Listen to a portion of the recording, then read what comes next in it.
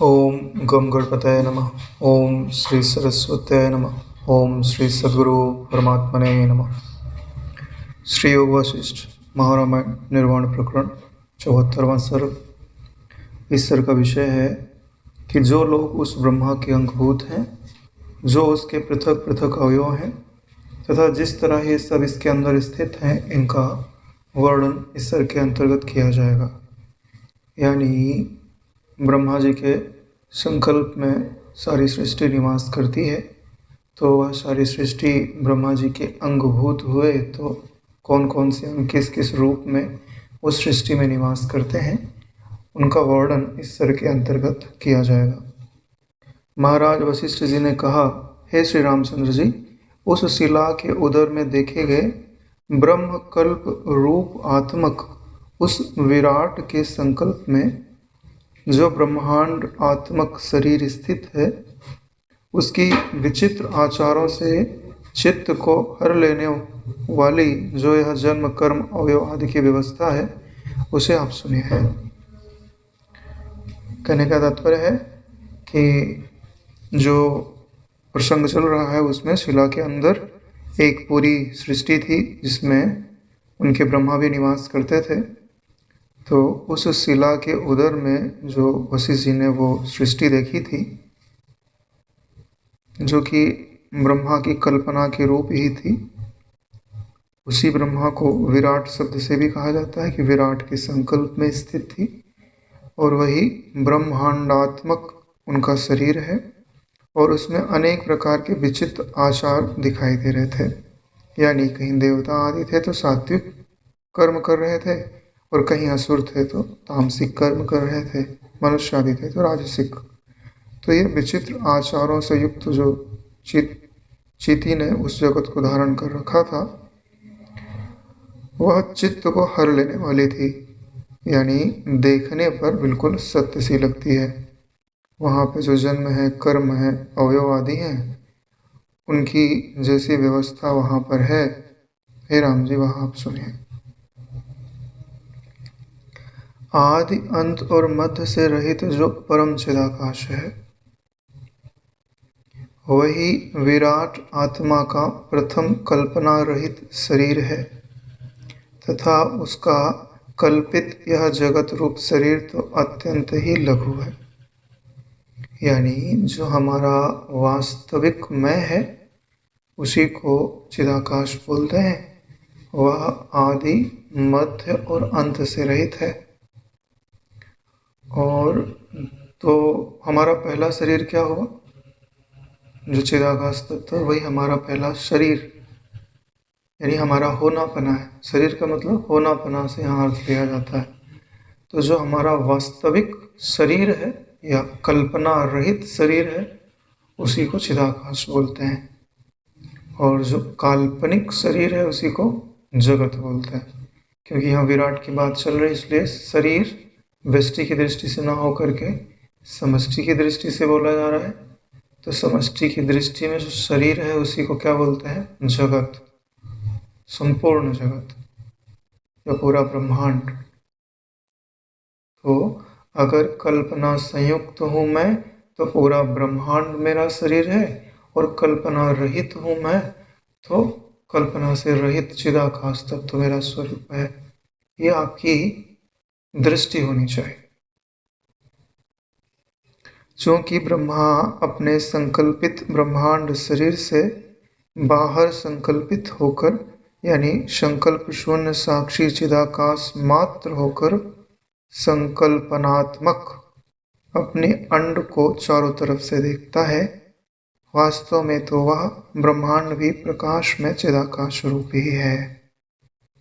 तो देखिए, जब ब्रह्मांड की उत्पत्ति होने वाली होती है, तो चिदाकाश तत्व में उसी की सामर्थ्य रूपा जो चिति है, वही ब्रह्मा रूप होकर के सर्ग का संकल्प करती है या सृष्टि के होने का संकल्प करती है।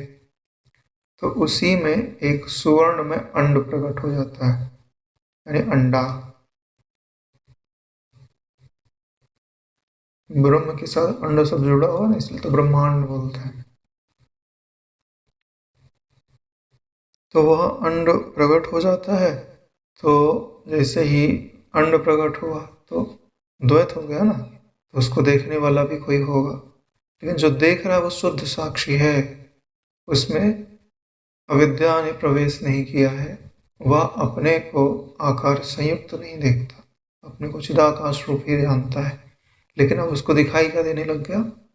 एक अंड। इसके लिए ही अद्वितीय ब्रह्म का क्या नाम हो गया? साक्षी चेतन। वो अंड को चारों तरफ से देखता है, क्योंकि वो अंड उसके भीतर है।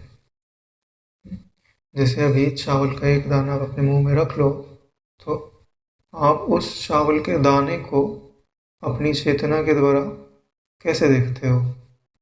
10 दिशाओं से। ठीक है, ऐसे ही ये जो पूरी सृष्टि है ना, वो उसी चावल के दाने के समान आपके मुख में ही स्थित, आपके पेट में ही स्थित।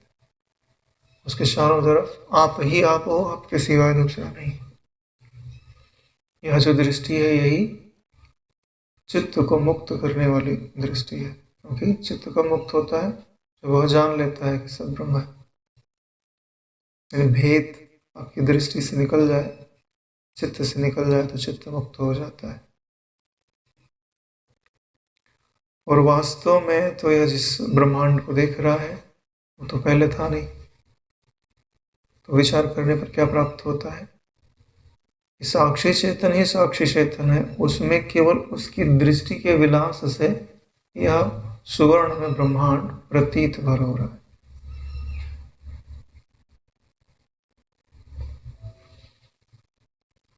लिंग समष्टि के अभिमानी चिद आकार पुष्ट उस ब्रह्मात्मा ने अपने संकल्प रूप सुवर्ण में अंड का ऐसे दो भाग किया जैसे पुष्ट अंड का पक्षी दो भाग करता है। देखो, लिंग शरीर किसे बोलते हैं? जो सूक्ष्म शरीर होता है उसी को लिंग शरीर भी बोलते हैं। तो यहाँ शब्द आ रहा है लिंग समष्टि। तो हम अपने आप को व्यष्टि समझते हैं। व्यष्टि का मतलब होता है कि मैं अलग, तू अलग, तू अलग, तू अलग। यह जो दृष्टि है वो व्यष्टि दृष्टि है। लेकिन जो ब्रह्मात्मा है या ब्रह्मा के रूप से स्थित है, उनकी दृष्टि ऐसी नहीं है। कैसी दृष्टि है कि जितनी भी व्यष्टियाँ, उन सब रूपों में मैं ही चलता फिरता हूँ, मैं ही क्रियाएं करता हूँ। उसके लिए क्या वर्ड आता है? लिंग समष्टि के अभिमानी, यानी अभिमान तो इनका भी वो कर रहा है। अभिमान ना होवे तो सब चल नहीं फिर नहीं सकते, क्योंकि ब्रह्मांड भी तो एक आकार में आ गया ना।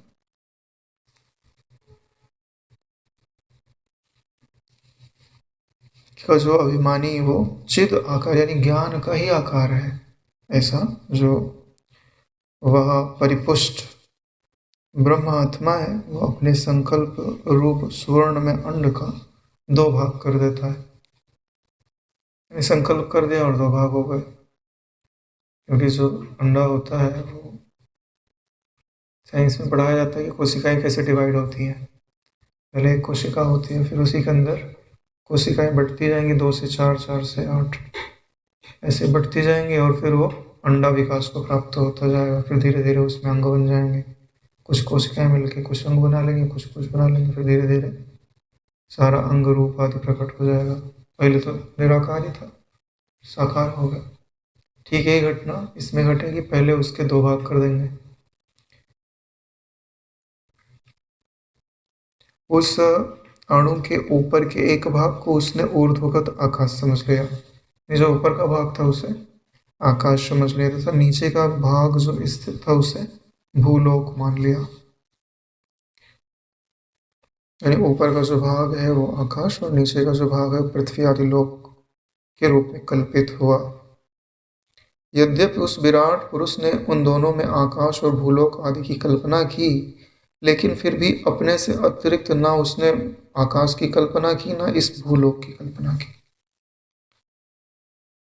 उनमें और हम में यही अंतर है कि हम कल्पना करते हैं तो वो हमें अपने से अन्य नजर आने लगता है, लेकिन वह जो ब्रह्म आत्मा है वह कल्पना भी कर रहा है तो उसे अपने आप से अभिन्न अनुभव कर रहा है।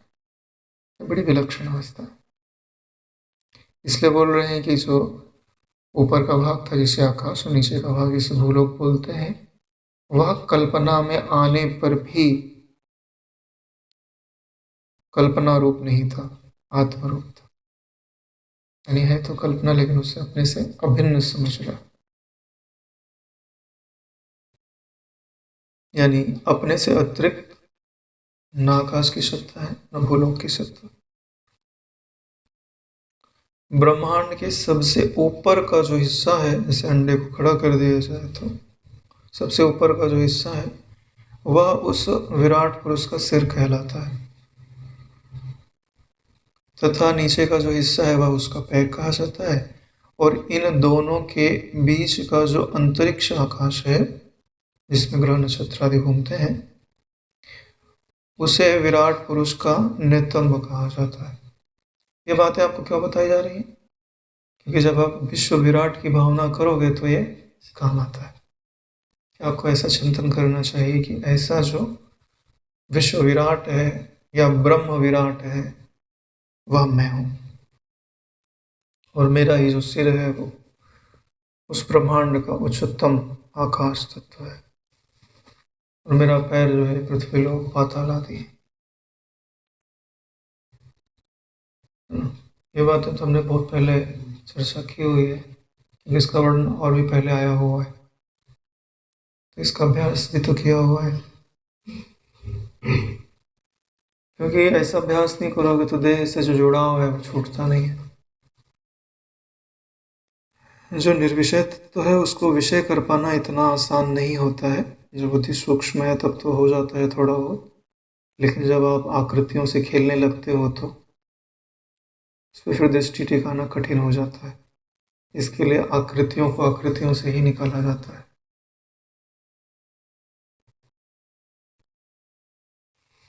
यानी पहले जो व्यष्टि की आकृति हम अपने आप को समझते थे उसी को समष्टि में परिणत कर दो। अत्यंत सहज है, क्योंकि आकृति से छुड़ाई नहीं जा रही, सिर्फ देखने का अंतर है। ये जो अपने शरीर से बहुत अच्छी तरह जुड़ा हुआ है ना, उस शरीर रहित अपने अस्तित्व की कल्पना भी नहीं कर सकता।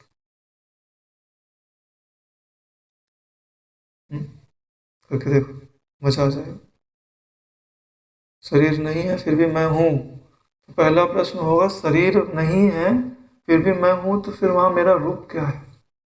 कितना बड़ा हूं मैं, कहाँ हूं, कहाँ बैठा हूं या कहाँ चल रहा हूं? इन सब के उत्तर ढूंढने पड़ेंगे। आत्मविद्या के संस्कार ना हुए तो तुम छोड़ ही नहीं सकते। बड़ी बात की बात तो दूर की रहे,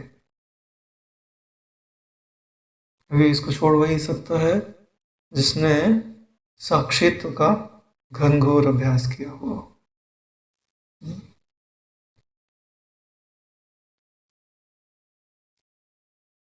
बुद्धि तत्वग्राही होनी चाहिए, क्या व्यक्तिग्राही नहीं होनी चाहिए। व्यक्तिग्राही हो जाएगी तो फिर राग देश खड़ा कर देगी, नारायण भेद खड़ा कर देगी। हाँ, तो ये जो बीच का अंतरिक्ष है वो विराट पुरुष का नितंब कहा जाता है। बहुत दूर विभक्त हुए उन कपाल खंडों की अति विस्तृत जो मध्य संधि है, वह अनंत शून्य श्याम वर्ण आकाश की रेखा के रूप में लोगों को दिखाई देते हैं। आकाश का रंग कैसे बोल रहे हैं? बोले श्याम वर्ण, काले कलर का। बोले हमको तो नीला नीला दिखता है, काले कलर का क्यों बोल रहे हैं? क्योंकि वास्तव में काला ही है, वो तो सूरज के निकलने के कारण नीला दिखाई देता है। पृथ्वी के वायुमंडल से ऊपर चले जाओ तो पूरा आकाश काला ही नजर आता है। तो उसे किस रूप में उपमा दी जा रही है? बोले कपाल खंडों की अति विस्तृत श्रृंखला है।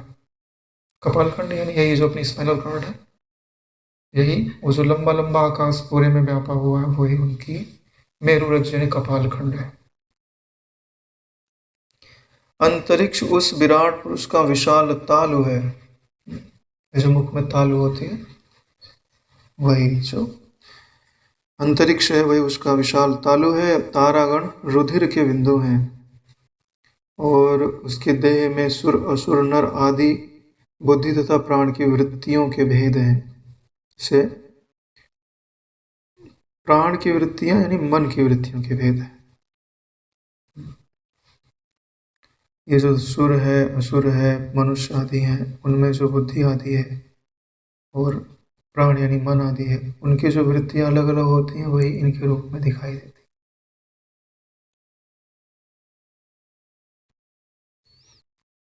या ऐसे समझ लीजिए कि प्राण रूप भी इनको कहा जा सकता है, क्योंकि ये सब प्राणी हैं तो प्राण को धारण करते हैं। तो जैसे तारे जो हैं वो रुधिर के कण हैं, तो सुर असुर मनुष्य आदि प्राण के कण कहे जा सकते हैं। भूत प्रेत पिशाच आदि उसके शरीर के भीतर रहने वाले रक्त मांस आदि अपवित्र पदार्थों के लोलुप कीड़े हैं। ये भूत प्रेत पिशाच जो है तो मलिन चीजों में वास होता है ना, तो शरीर में जो मलिनता है वहीं पे निवास करते हैं और ये उसके कीड़े कहे जाते हैं, यानी उसके आस्वादन में ही अपना जीवन मानते हैं। सूर्य चंद्र आदि लोग उस विराट पुरुष के चक्षु आदि कहे जाते हैं, तथा यमलोक और नरक आदि उस शरीर के विराट शरीर के नीचे के सुराख यानी मलमूत्र त्यागने के स्थान जो नरक आदि हैं उनसे उनको समझना चाहिए। मलिन अंग होते हैं तो वहाँ मलिनता है। इस भूमंडल के नीचे का ब्रह्मांड खंड उसके पैर का विस्तृत तलवा है, और नीचे जो पाताल गर्त हैं वो उसके जान मंडल के चित्र हैं।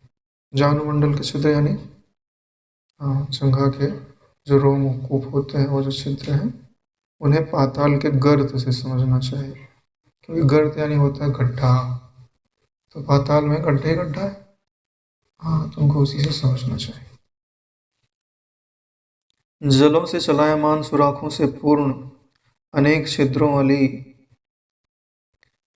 काम रोग जरा मरण आदि से व्याकुल तथा सातों समुद्र सभी द्वीप जिसके वेस्टर्न है यानी कर्दनी एवं कटिसूत्र की जगह पर है, ऐसी पृथ्वी उस विराट पुरुष की मध्यस्थ बस्ती जांग एवं नितंब मंडली है। यानी पृथ्वी की उपमा किससे दी गई है?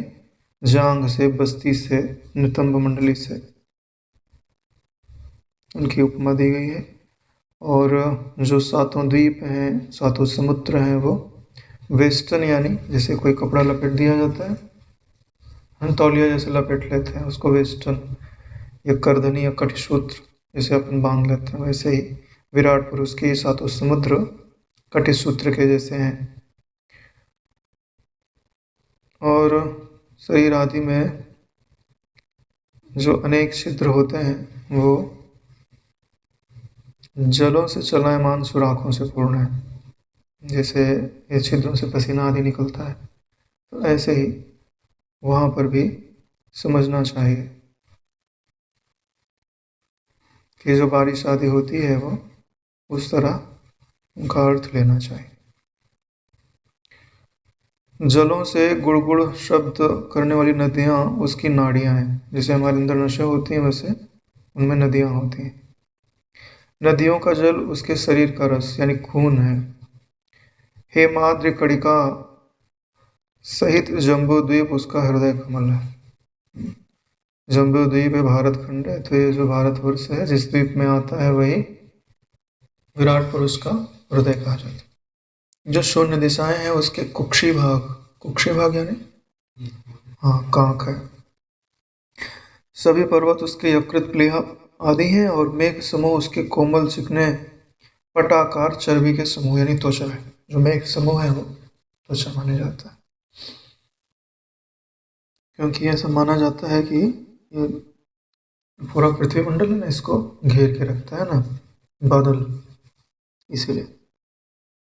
चंद्रमा और सूर्य उसके नेत्र हैं, ब्रह्मलोक उसका मुख है, सोम उसका वीर्य, सोम यानी चंद्रमा उसका वीर्य है, हिमालय उसका कफ कहा जाता है, ये ठंडा है ना इसके लिए।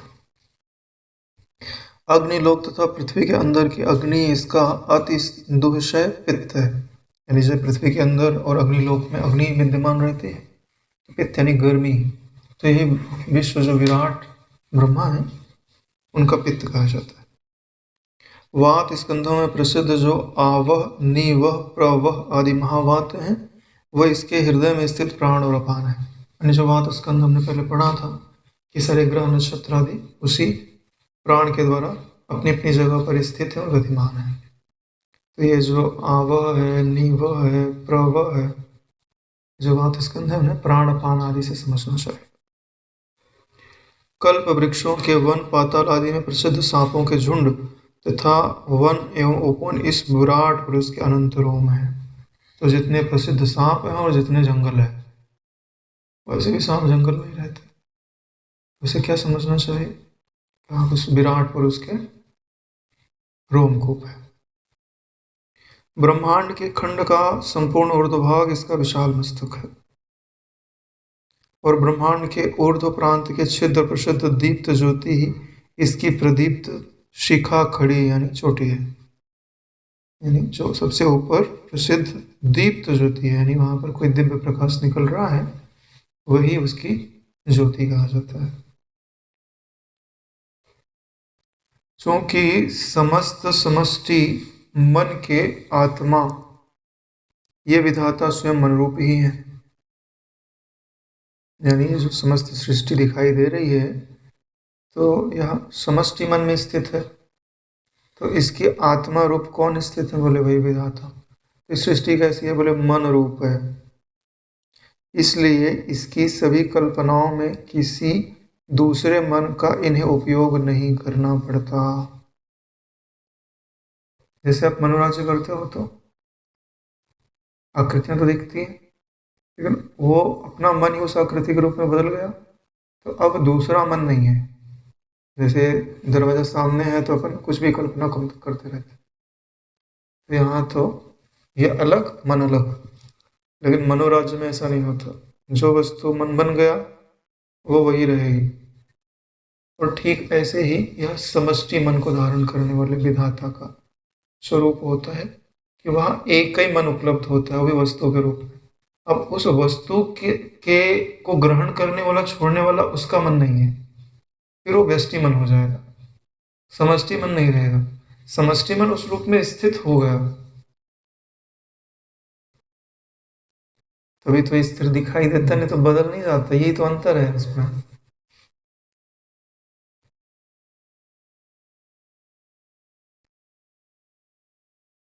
मन रूप विधाता को भी किसी दूसरे मन की आवश्यकता होने पर अनवस्था हो जाएगी। अगर ऐसा बोला जाए कि उसको किसी दूसरे मन की जरूरत है, यानी एक सृष्टि बना दिया, एक मन और धारण कर ले, तो बोले अनव्यवस्था हो जाएगी। फिर दो मन की तो सत्ता नहीं हो सकती, मन तो एक ही हो सकता है।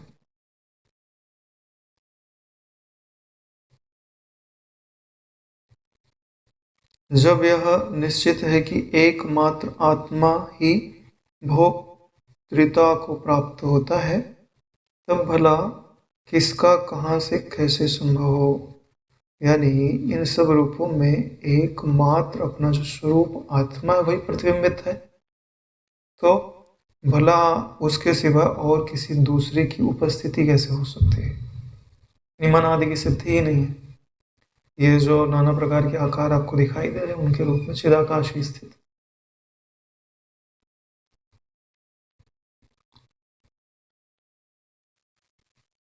इस तरह इन्हें इंद्रियों की अस्तित्वता इनसे अन्य में हम लोगों में कल्पित है। यानी अगर हम लोगों में देखना है तो हमें जो मन है वो इनसे अलग दिखाई देता है। इस तरह इन्हें इंद्रियों की अस्तित्वता यानी होनापना इनसे अन्य में यानी हम लोगों में कल्पित, और वे सब इंद्रियां वस्तुतः एकमात्र कल्पना रूप ही है, इसमें तनिक भी संदेह नहीं है। कल्पना रूप है तो मन रूप ही हुई।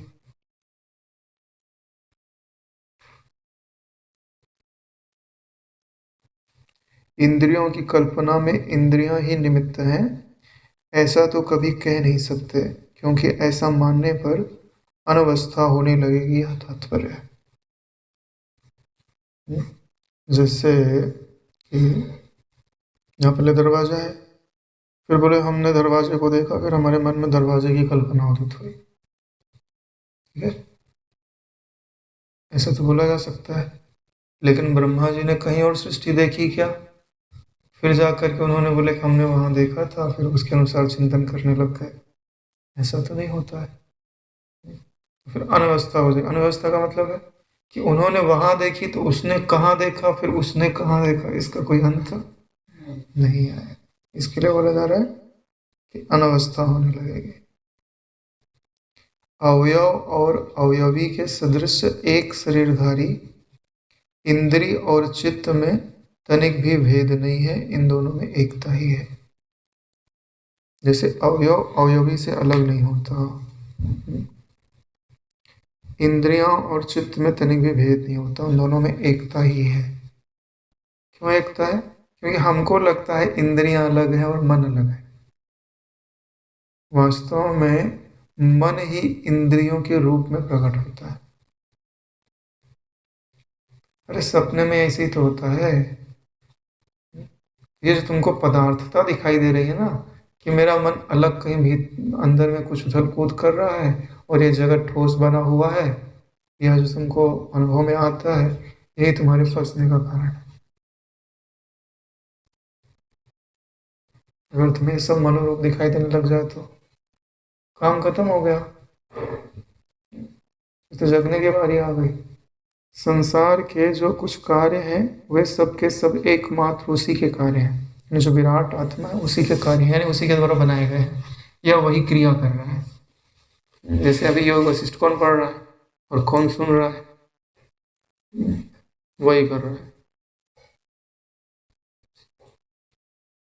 क्योंकि तुम तो दृग्मात्र तत्व हो, साक्षी चैतन्य हो, चिदाकाश रूप हो, तो मैं तो क्रिया का आरोप नहीं किया जा सकता। तो कहीं तो करना पड़ेगा। हाँ, तो सारी क्रिया का ठीकरा ले जाके विराट पुरुष के सिर पे रख दो, वो निपटते रहेगा पाप से भी और पुण्य से भी।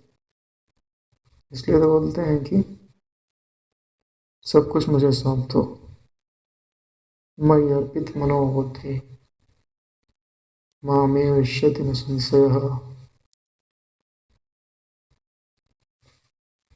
संसार की संपूर्ण क्रियाएं उसी की क्रियाएं हैं, क्योंकि ब्रह्मा के संकल्प ही सब जीव के रूप से अपने वेद का आरोप करके जगत के समस्त व्यवहार के रूप में चलते फिरते हैं, जगत के सारे व्यवहार का संपादन करते हैं।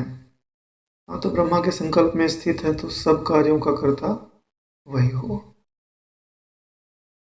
लेकिन दोस्त तो स्वप्न दृष्टा को लगना चाहिए ना, स्वप्न पुरुष को कहेगा। बोले तुमने उपजाया नहीं होता तो हमने इतना पाप नहीं किया होता। यही तो बात है, पहले पहचान लो एक बार, फिर मुकदमा लड़ा जा सकता है। अगर तुमको बंधन में डाला गया तो केस कर देना उठा के परमात्मा पे। हमने तो कभी कुछ किया नहीं और उनको जो है नरक में डाल दिया उठा। ईश्वर क्या बोलेगा? बोले तुमने कोई काम नहीं किया था, यानी तुम देख रहे थे, है ना, साक्षी थे। अरे तुम अभी भी साक्षी हो, है ना? नरक में तो तुम गए कहाँ?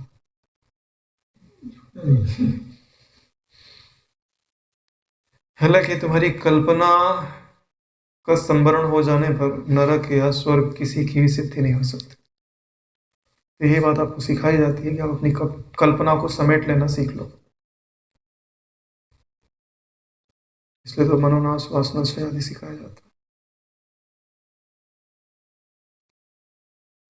समष्टि जगत के यानी समस्त जगत के जन्म मरण को ही उस ब्रह्मा का जन्म और मरण समझना चाहिए। यानी सृष्टि का प्रलय हो गया तो ब्रह्मा जी का प्रलय हो गया,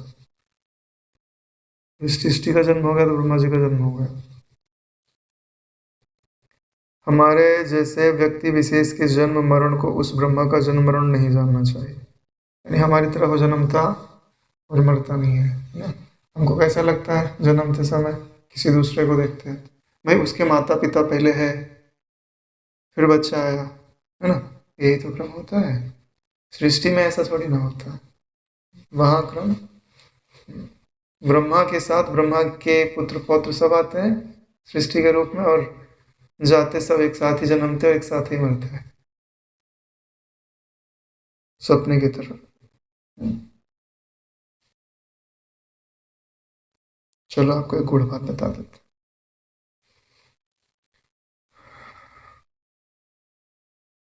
आज सुबह ध्यान कर रहा था तो एक बात आई हमारे बुद्धि में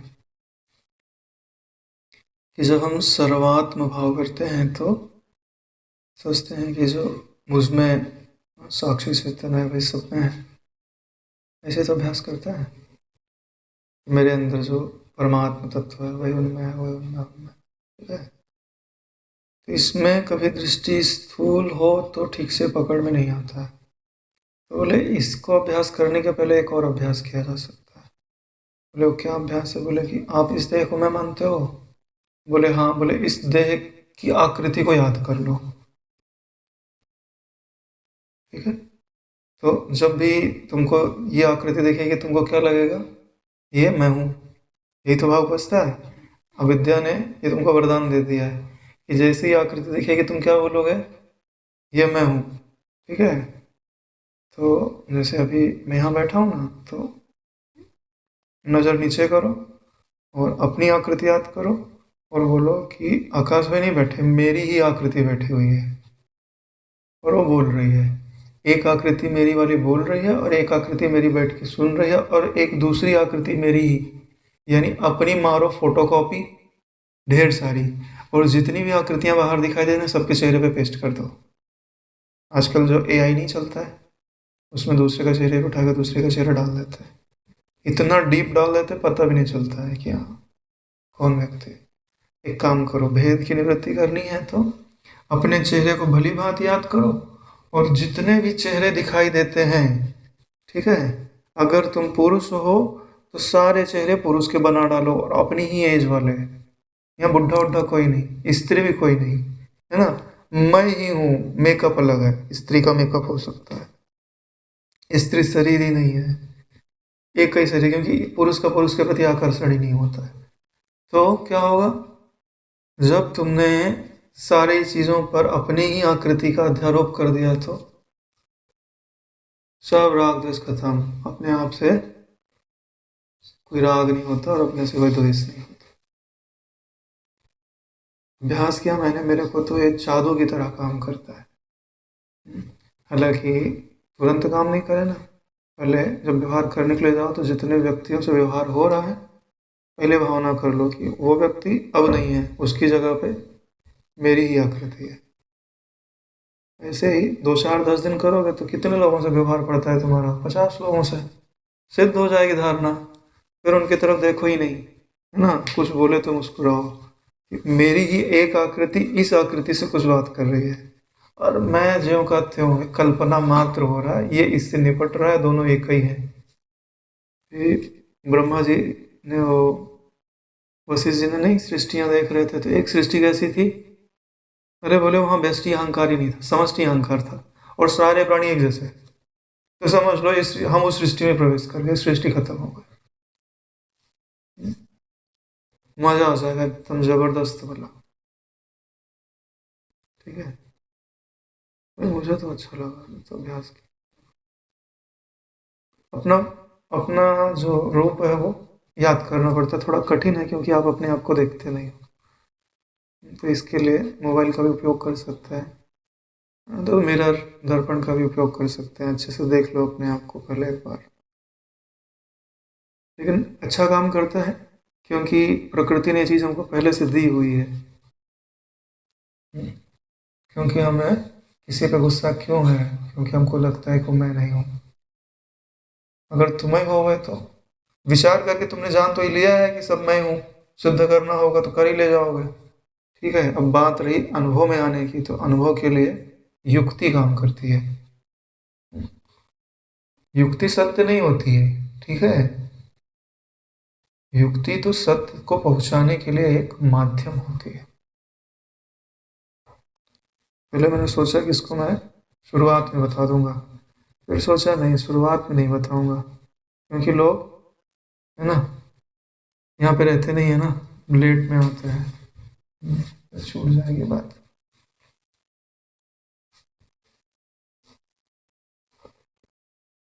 हाँ, तो अभ्यास करिएगा, अच्छा नहीं लगे तो वापस दे दीजिएगा।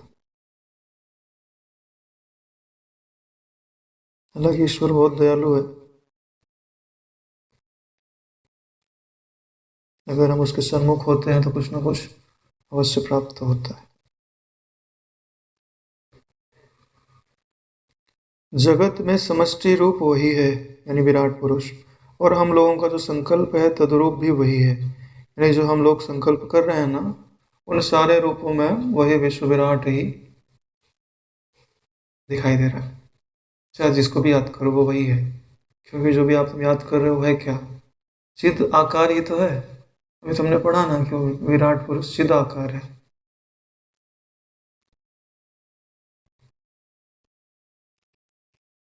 उस ब्रह्मा का समष्टि और व्यष्टि के अतिरिक्त कोई दूसरा रूप ही नहीं है। या तो उसको समष्टि रूप में देख लो, बड़े वाले शरीर के रूप में देख लो, या छोटे छोटे शरीर के रूप में देख लो, सब वही है। जैसे शरीर की हमारी कोशिकाएं भी हम हैं और पूरा शरीर भी हम हैं। उसकी सत्ता से जगत की सत्ता और उसके मरण से जगत का मरण यानी अभाव जानना चाहिए। अरे ब्रह्मा जी हैं तो हम लोग हैं, ब्रह्मा जी नहीं तो, है ना। अरे भाई आपकी मृत्यु हो जाएगी तो आपकी कोशिकाएं जिंदा रहेंगी क्या? नहीं, वो भी जाएंगी। ऐसे ही तो है। जैसे स्पंदन और वायु की सत्ता एक है, वैसे ही ब्रह्मा और जगत की सत्ता एक है। वायु चलती है तो जगत है, वायु स्थिर हो गई तो जगत नहीं है। लेकिन उसके होने ना होने में वायु ज्यों का त्यों है, ऐसे ही आकार के होने या ना होने में मैं ज्यों का त्यों हूँ।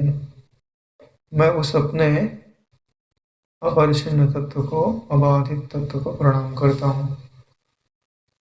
वह हमारा प्रणाम स्वीकार कर ले और अपने ज्ञान की स्मृति हमें प्रदान कर दे, और ऐसी प्रदान करे कि फिर कभी विस्मृत ना हो। क्योंकि अज्ञान तो अब आपको होने से रहा ना रहे। एक बार जिसने विचार करके देख लिया ना, उसको अज्ञान नहीं होता। क्या होता है? विस्मृति। ठीक है, खजाना तो है मेरे पास, लेकिन यार कौन से गड्ढे में खोद के गाड़ दिया पता नहीं। हाँ, तो खोदो एक एक गड्ढा। पता चला 100 बीघा खेत है तो पूरा खेत ही जोतना पड़ेगा, है ना। फिर क्या पता निकलेगा। हाँ, तो ऐसे काम मत करो। ईश्वर को अपनी स्मृति में जीवित रखो ना, अपने स्वरूप को। वायु और उसके स्पंदन के समान जगत और विराट पुरुष की सत्ता एक ही है। जो जगत है वही विराट है, जो जगत है वही विराट है, और जो विराट है वही जगत है। जो स्वप्न है वही स्वप्न दृष्टा है, और जो स्वप्न दृष्टा है वही स्वप्न है। कोई अंतर लग रहा है तो प्रश्न कर सकते हैं। कोई अंतर ही नहीं है। जगत, ब्रह्मा और विराट तीनों एक अर्थ के वाचक हैं। वो अर्थ क्या है? आप। अरे भैया, किसी कथा की बात नहीं चल रही है कि वहां किसने किसको मारा, है ना, उसके कितने भाई थे। ये आपकी बात चल रही है कि आपको आपका जो स्वरूप है वो कैसे प्रत्यक्ष हो जाए। तो आपका ही नाम क्या है? विराट। आपका ही नाम जगत है, और आपका ही नाम ब्रह्मा है। और ये दोनों यानी विराट और जगत शुद्ध चिदाकाश रूप परमात्मा के संकल्प मात्र हैं। और बोलो ये भी मेरा संकल्पित रूप है, वास्तव में मैं क्या हूं? चिदाकाश, चिद आकाश।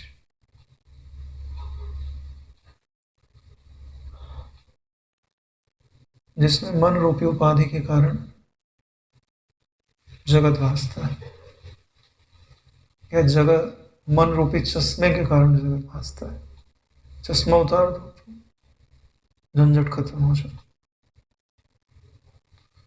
बोले हमारी निगाह पे वो चश्मा चिपक गया है, ऑपरेशन करके अंदर डाल दिया, आँख के अंदर ही डाल दिया, पता ही नहीं चल रहा है कि निकाला कैसे जाता है। तो जाओ गुरु जी के पास, है ना, वही तो सर्जन है। बोलना भाई इसमें जो लेंस डाला था ना, पहले निकाल दो।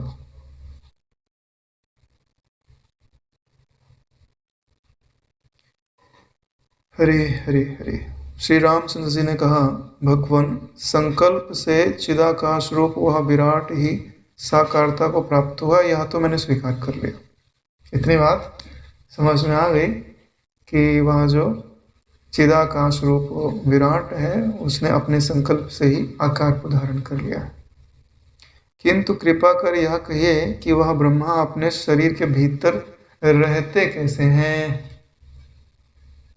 क्यों? क्योंकि पहले क्या अनुभव में आया कि भाई एक चिदाकाश तत्व है, जब उसमें स्फुरन हुआ तो उसने अपने भीतर ही सुवर्ण में अंड को देखा या ब्रह्मांड को देखा। तो वो तो ब्रह्मांड के बाहर खड़ा है, अब वो ब्रह्मांड के अंदर ब्रह्मलोक में एक शरीर को धारण करके कैसे हो सकता है? प्रश्न तो बनता है। धन्यवाद देना चाहिए राम जी को। फिर महाराज वशिष्ठ जी ने उत्तर दिया, हे राम जी, मानस पूजा करते समय ध्यान लगाकर, जब हम मानस पूजा करते हैं तो क्या करते हैं?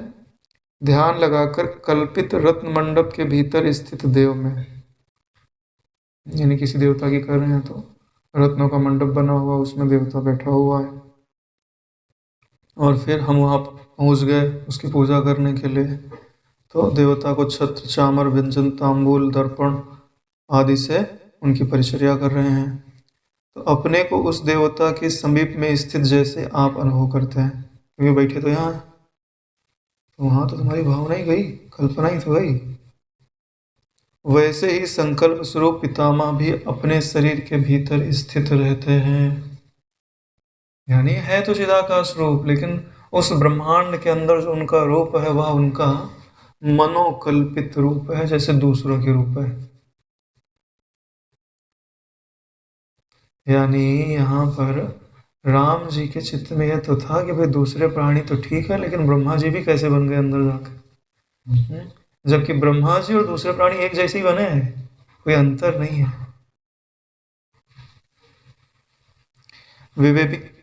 विवेकी पुरुषों का जीव अपने स्थूल शरीर के भीतर हृदय कमल में अवस्थित रहता है। यानी ये जो विवेकी पुरुषों का जीव, अरे सभी का रहता है ना। विवेकी पुरुषों का क्यों लिखा हुआ है? क्योंकि उनको यह बात समझ में आ जाएगी। स्थूल शरीर के भीतर हृदय कमल में अवस्थित रहता है। हालांकि जो हृदय कमल होता है वो सूक्ष्म शरीर में होता है, स्थूल शरीर में कहाँ होता है। लेकिन स्थूल शरीर में क्यों बोला जा रहा है? क्योंकि जैसे ये जो नेत्र इंद्रिय होती है तो सूक्ष्म शरीर में होती है, लेकिन रहने का गोलक आँख माना जाता है, तो आँख में बोल देते हैं। ऐसे ही बोला जा रहा है कि स्थूल शरीर में स्थित हैं। तो आपका निवास स्थान कहाँ है? आपके हृदय में। अरे वही तो सुसुप्ति आती है। तो यानी आपके भी दो उपस्थिति हो गई, एक शरीर के रूप में और एक शरीर के भीतर हृदय में स्थित रूप में। अरे तभी वहाँ सोते हो, तभी तो पता नहीं चलता है बाहर का। तो शरीर तुम्हारा घर हुआ ना, और तुम्हारा पलंग हो गया तुम्हारा हृदय, उस पर जाके तुम सोते हो। और तो जब जाके सो जाओगे तो घर की चीज़ों का पता नहीं चलेगा। इसका मतलब है कि तुम्हारे दो रूप हो गए। एक तो तुम जो स्थूल रूप यानी पूरे घर को ही मैं मान लेते हो, और दूसरा रूप जो उस घर के किसी एक कक्ष में रहता है। वह सबकी देह उत्पन्न हुई प्रतिमा जैसी है। यानी कि उस ब्रह्मांड के अंदर जितनी भी देहें उत्पन्न हुई हैं, कैसे बोले? प्रतिमा। प्रतिमा यानी जीरोक्स कॉपी जैसी। अरे भाई एक मनुष्य होता है, उसकी कितनी सारी प्रतिमाएं बनाई जा सकती, ऐसे ही ब्रह्मा जी एक ही, उनके संकल्प से उनकी इतनी सारी प्रतिमाएं बन गई हैं। यही कारण है कि दर्पण के अंतर्गत पृथ्वी में के सदृश वे ब्रह्मा जी हैं। यानी बाबू जी कहानी नहीं बताते हैं कि वो कुत्ता वाला एक कक्ष था, उसमें बहुत सारे आईने लगा दिए, तो कुत्ते को छोड़ देते तो बेचारा खाना पीना होने पे भी लड़ झगड़ के मर जाता था। हाँ, तो वही उदाहरण दे रहे हैं कि ब्रह्मा जी का संकल्प तो एक ही है, लेकिन उस सृष्टि के अंदर जाकर असंख्य लोगों में परिणत हो जाता है। यानी है एक ही, दर्पण के कारण अनेकत्व भाषित होता है। यही बात तुम लोग कर रहे हैं ना, कि तुम जो अलग अलग चेहरे देख रहे हो, अलग अलग चेहरा मत देखो, एक ही चेहरा देखो, झंझट ही खत्म हो जाएगा, बिल्कुल झंझट खत्म हो जाएगा। जो भी थोड़ा अच्छा बुरा लग रहा है ना, कि भाई अच्छे हैं थोड़े बुरे हैं, ये अनुकूल है ये प्रतिकूल है, ये तो, अरे बोले ये तो किसी काम का नहीं है, अशुभत आचरण है इसका। तो इन सबको देखने के लिए तुम्हारा जन्म थोड़ी ना हुआ, वो यमराज जाने, उसका कर्म जाने। हमारा अधिकार किस में है? ब्रह्म विद्या की सिद्धि में है। ठीक है, दूसरे को सुधारने के लिए मत जाओ, अपनी दृष्टि को सुधार लो, मुख्य काम ये है। ठीक है, जब घर में आग लग जाती है तो है ना, ये फोटो टंगी है इसको मैं साफ करना है या इसको ये करना, वो सब छोड़ो। तुम्हारा जो पाँव बंधा है ना पहले जंजीर से, वो उसको खोल लो, नहीं तो आग तुमको जला डालेगी, घर के काम तो जलेंगे ही जलेंगे, घर की चीज़ें तो जलेंगी ही जलेंगी। ऐसे हमको दूसरों की फिक्र ज़्यादा है, स्वयं जलने वाले हैं उसकी फिक्र बिल्कुल ही नहीं है। बड़ा सौभाग्य है ब्रह्म विद्या सुनने और समझने को मिलता है। नहीं तो कुछ दिन ब्रह्म विद्या नहीं सुनो, ऐसे ही विश्व तो सब शांत है ना। कभी अग्नि थी, कभी उजाला था, वो भी याद नहीं आता है।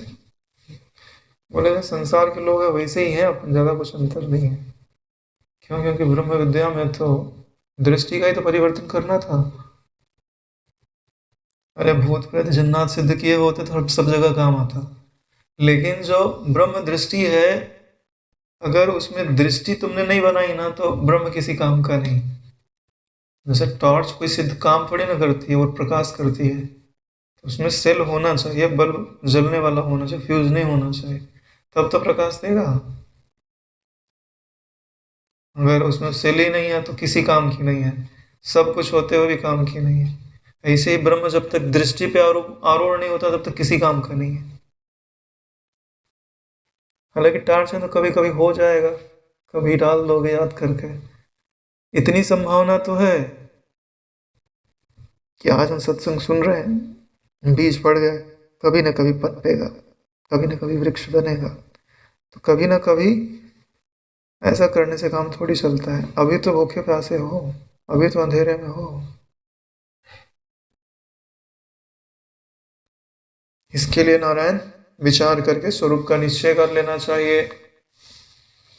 कैमुतिक न्याय से अपने शरीर के अंदर विधाता की स्थिति बतलाते हैं। बोले ये कैमुतिक न्याय क्या होता है कि जब आदमी कोई बड़ा काम कर ले, यानी कि किसी ने 100 किलो उठा लिया तो यानी 10 किलो तो वो उठा ही लेगा।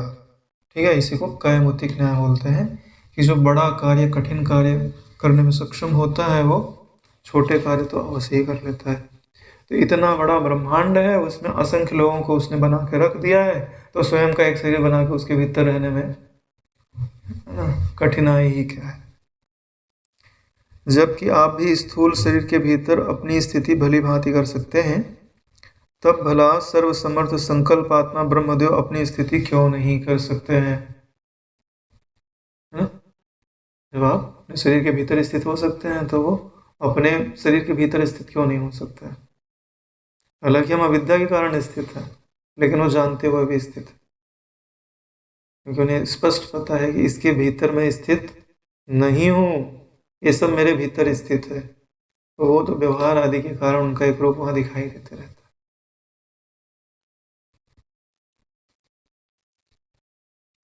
है। जब स्थावर पदार्थ भी बीज के भीतर स्थित रहते हैं, तब भला जंगम सर्वशक्तिमान ब्रह्मा जी अपनी देह के भीतर क्यों स्थित नहीं रह सकते, जो स्वयं चित्त की कल्पना रूप हैं। यानी जो पौधे आदि के बीज होते हैं उनके भीतर पौधा विराजमान रहता है, ठीक ऐसे ही तो जब इतना संभव है तो सृष्टि के अंदर ब्रह्मा जी हो गए, इसमें असंभावना भी क्या हो सकती है। और वास्तव में जो ब्रह्मा जी वो चित्त की कल्पना रूप ही हैं, या चिति रूप ही हैं। तो सब कुछ चिति ही चिति तो है, तो ज्ञान में ज्ञान नहीं रहेगा तो कौन रहेगा? इसमें भीतर और बाहर की तो बात ही नहीं है। ये तो तुमको दिखाई देता है कि ब्रह्मा जी ब्रह्मलोक में है, वास्तव में ब्रह्मा जी कहाँ है? अरे चिदाकाश तत्व ना, चिदाकाश रूप ही है। ये तो तुम्हारी दृष्टि को ब्रह्मात्म दृष्टि बनाने के लिए सारी बातें बताई जा रही। ऐसी स्थिति में ब्रह्मा जी चाहे ब्रह्मांड आकार से साकार होते हुए भी चिदाकाश रूप बने रहें, अथवा समष्टि मन के रूप से निराकार चिदाकाश स्वरूप में स्थित रहें, इसमें कोई हानि नहीं है, क्योंकि दोनों पक्ष में बाहर और भीतर सर्वत्र ही विद्यमान है। यानी आप उन्हें चाहे बाहर मान लो चाहे भीतर मान लो। भीतर मानोगे तो साकार रूप से मानोगे, और बाहर मानोगे तो निराकार रूप से मानोगे। चाहे साकार होवे चाहे निराकार होवे, दोनों चिदाकाश रूप ही है। यानी बाहर और भीतर सर्वत्र एक जैसे विद्यमान है। बाहर और भीतर की जो कल्पनाएं है वह दोनों ही स्वरूप से बाहर स्थित है, यानी स्वरूप में नहीं है। यानी स्वरूप को तुम समझ लोगे तो तुम यह नहीं कह सकते कि यह मेरे स्वरूप से बाहर है, यह मेरे स्वरूप के भीतर है। स्वरूप के भीतर हो सकता है कोई चीज? अरे स्वरूप के भीतर स्वरूप ही हो सकता है, दूसरी कोई वस्तु नहीं हो सकती। तो बाहर हो सकती है क्या? तो बोले अपरिचिन्न तत्व है, जगह ही नहीं दे रहा है बाहर खड़े होने के लिए। इसके लिए बाहर भीतर दोनों ही उसमें संभव नहीं है। अतः वे भिन्न है, इन्हीं का भेद होता है। आंतर सदरूप की जो आपने कल्पना कर रखी है उसका भेद नहीं होता, यानी संभावना नहीं होती। यानी कोई वस्तु मेरे अंदर स्थित है और वो सदरूप है, तो ऐसा संभव नहीं है।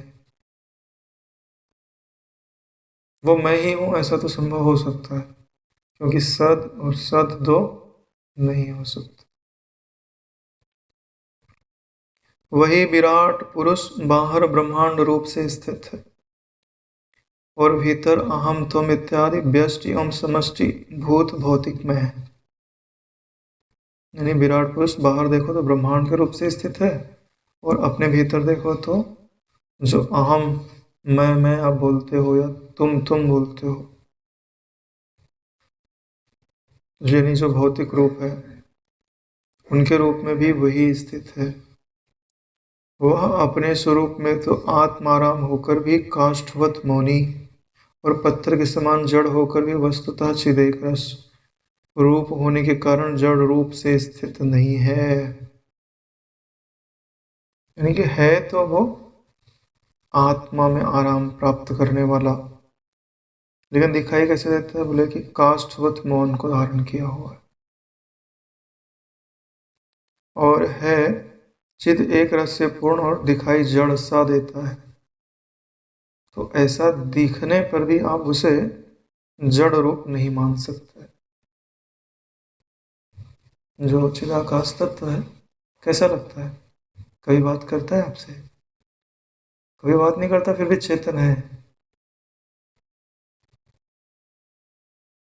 सारी चेतनता उसी से सिद्ध है, सारे रस उसी से सिद्ध है।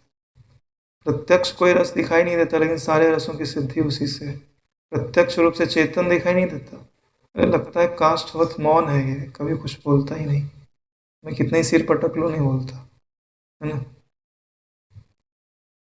लेकिन ऐसा जब आपकी दृष्टि विकसित हो जाएगी तो ऐसा लगेगा कि उसके सिवाय कोई बोलता ही नहीं है। जितने भी शब्द हैं वही कर रहा है, जितनी भी व्यक्ति है यानी अभिव्यक्ति है वो सब उसी के होने का प्रमाण है।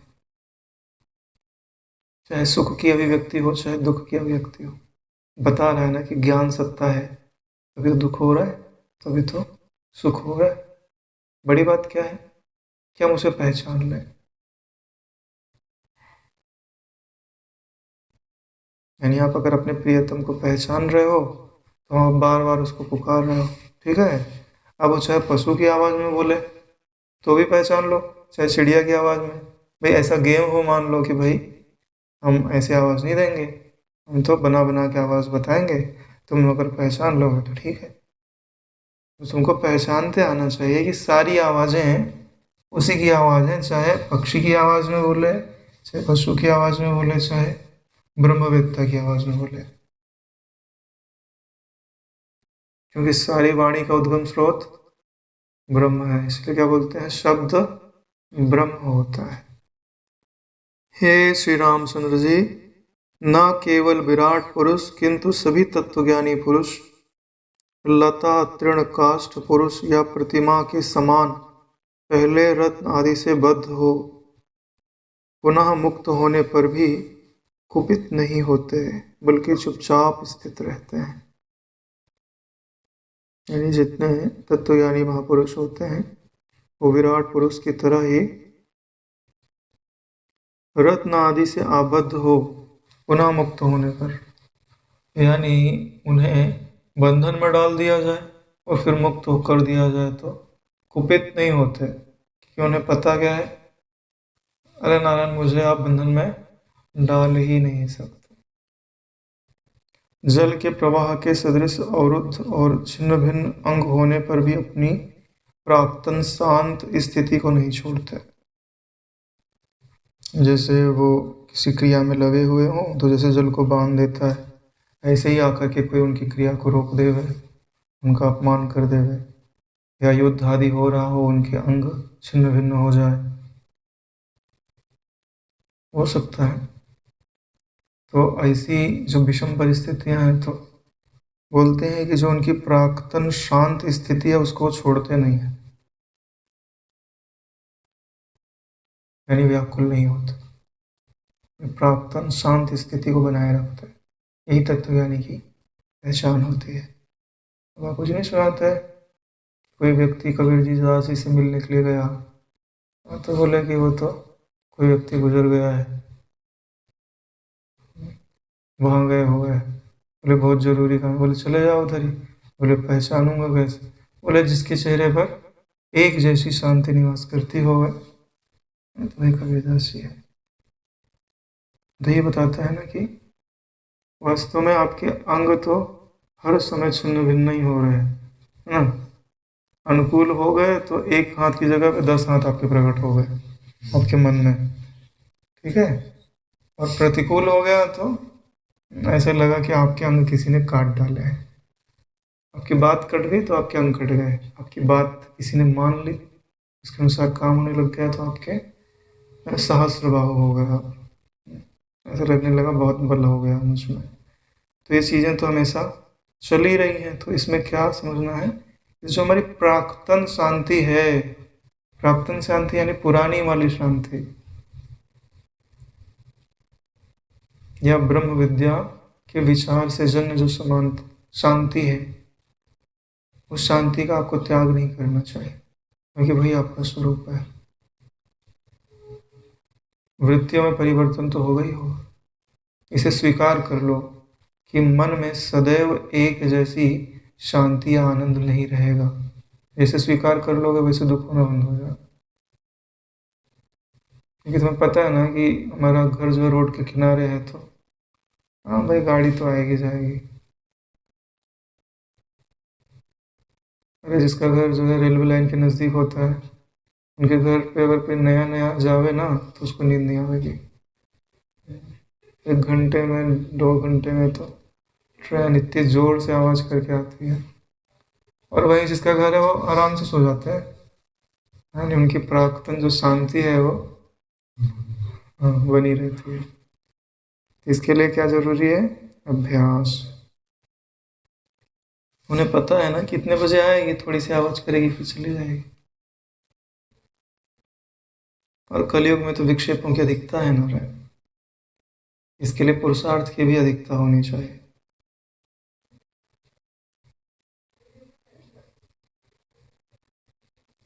नाना प्रकार के कार्य समूहों में विहार करते हुए भी शिला के उदर के समान क्रोध आदि रहित शांत चित्त ही स्थित रहता है। यानी नाना प्रकार के कार्य समूह में विचर रहे हैं, लेकिन सदैव क्रोध से रहित शांत चित्त ही स्थित रहता है। बोले क्रोध क्यों नहीं हो रहा है? बोले दूसरा ही नहीं, अपने ऊपर किसको क्रोध आता है? उदाहरण क्या था? शिला के उदर के सदृश। अब शिला के उदर की बात क्यों आ रही है? क्योंकि पूरी सृष्टि ही शिला के उदर में स्थित है। ये उपाख्यान क्यों बोला जा रहा है? पाषाण आख्यायिका। अरे तालाब आख्यायिका बोल देते हैं क्या? भाई सीधी सी बात है, तालाब के अंदर सृष्टि हो सकती थी? पत्थर जो होता है ना, घन ठोस होता है, बिल्कुल संभावना नहीं है उसके भीतर। और अपने स्वरूप में ज्यों का त्यों स्थिर भी रहता है, पानी बरसे तो भी, हवा चले तो भी। यानी ये अपने स्वरूप को इंगित करता है, घनता है ना उसमें। तो ऐसे ही अगर आप शिला के उदर के सदृश अपनी चित्तवृत्ति को धारण करते हो और उसमें भले ही कल्पना रूप से जगत बने और बिगड़े, लेकिन आप अपने को क्या समझो? यही घन ठोस पाषाण जैसा चिदाकाश तत्व मैं हूँ। अगर ऐसा अनुभव करो तो ये आख्यायिका पढ़ने का फल होगा आपको। आपकी वृत्ति ब्रह्माकार होने लग जाएगी। हर्ष, क्रोध, विषाद आदि से तनिक भी विकार को प्राप्त नहीं होते। यानी स्वरूप का बोध हो गया तो कैसी भी वृत्ति बने,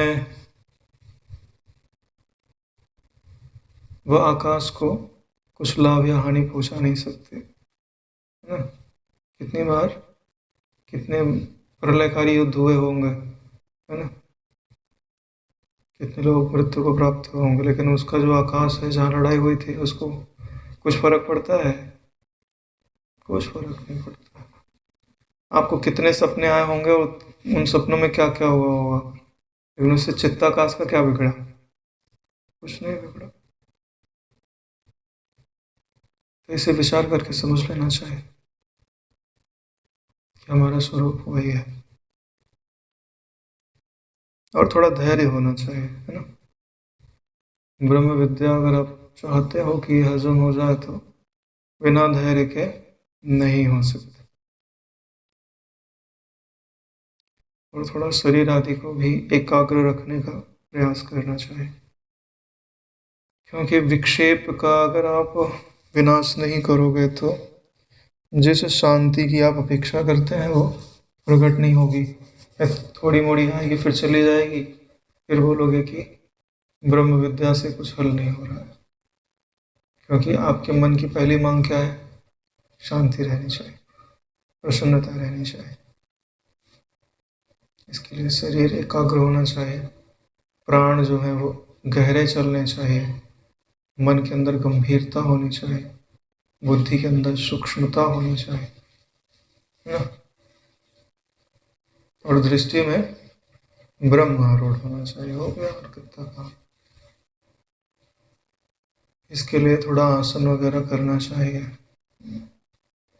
थोड़ा परिश्रम शरीर को देना चाहिए।